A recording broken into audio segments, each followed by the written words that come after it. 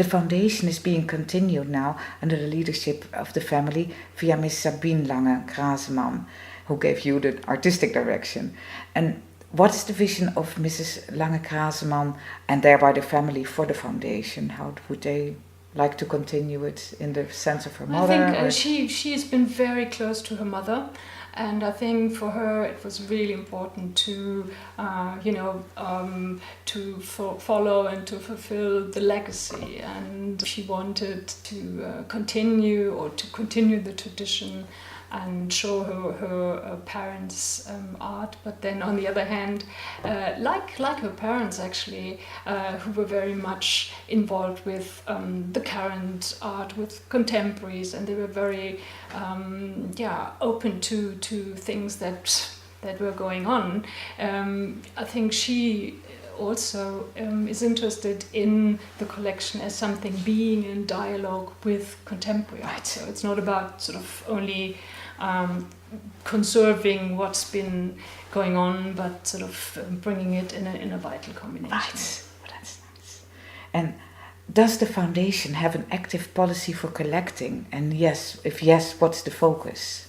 No, the Langen Foundation itself is not collecting. We the collection of the Marianne and Victor Langen was closed when they both passed away, and but the Langen Foundation itself is not collecting. All right.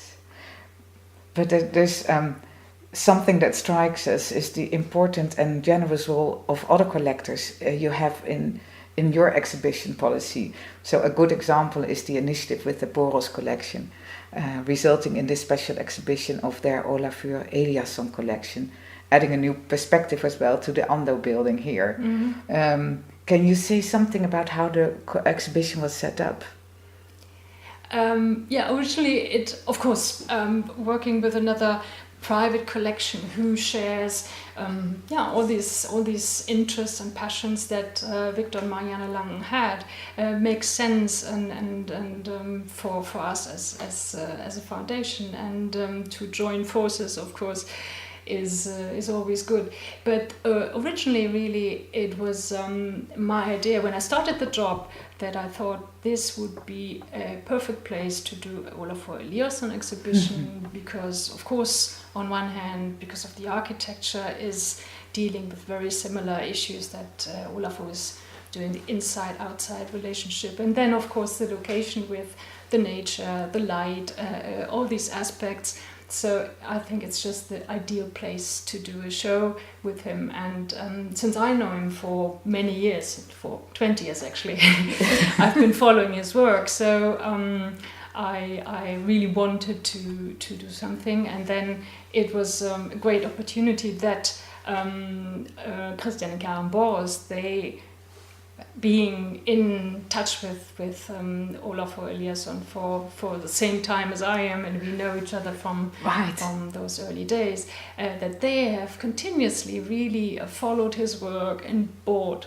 throughout really 2 decades now. Right. So many works that it was fantastic, and of course a pleasure to really choose from their collection and be able to bring together a show that on one hand is showing their subjective view as collectors, but then on the other hand also a show that is really representative for the work of Olafur over the last 20 years. Yeah. The temporary exhibitions are, as I was saying, they're an important part to really activate also the collection and but also the building. And I think this is the 2 main aspects how I choose artists that I have been inviting or did shows with, because I think on one hand it's important to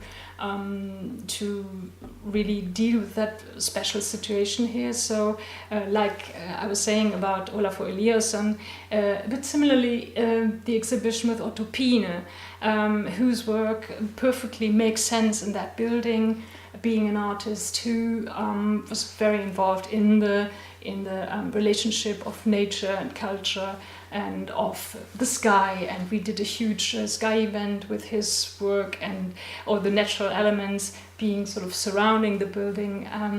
Of course, that really makes sense. I think it's important to invite artists that deal with architecture, although they in their work architecture plays a role, although who are interested in working away with a special situation.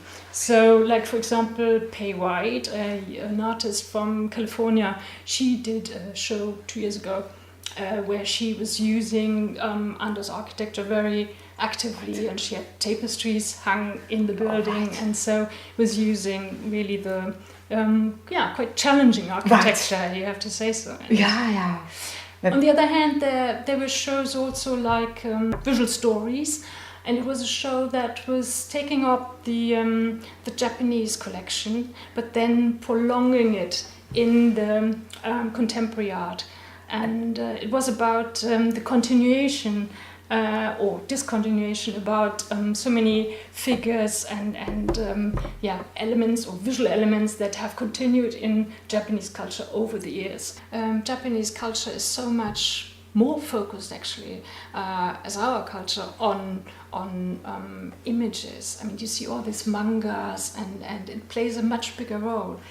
And it's interesting to see how even in roles from the 14th century, you would sometimes see exactly already figures or narrative elements, how they tell stories with images, like you would see it in nowadays mangas or animes. And so it was an interesting show that brought these things together and really visualize the whole cosmos of Japanese imagery. It was a nice occasion because Calandre got 80 years old in September, and it was a couple of institutions in the Rhineland where he's been shown early on. I mean, in the 60s, he had in Düsseldorf his very first European one-man show. Okay. So it makes sense that in this area people were looking forward to honor him, and so it was several museums. And then in Leverkusen and also in Wuppertal, and our neighbors at the Insel Hombruch and in Bottrop as well.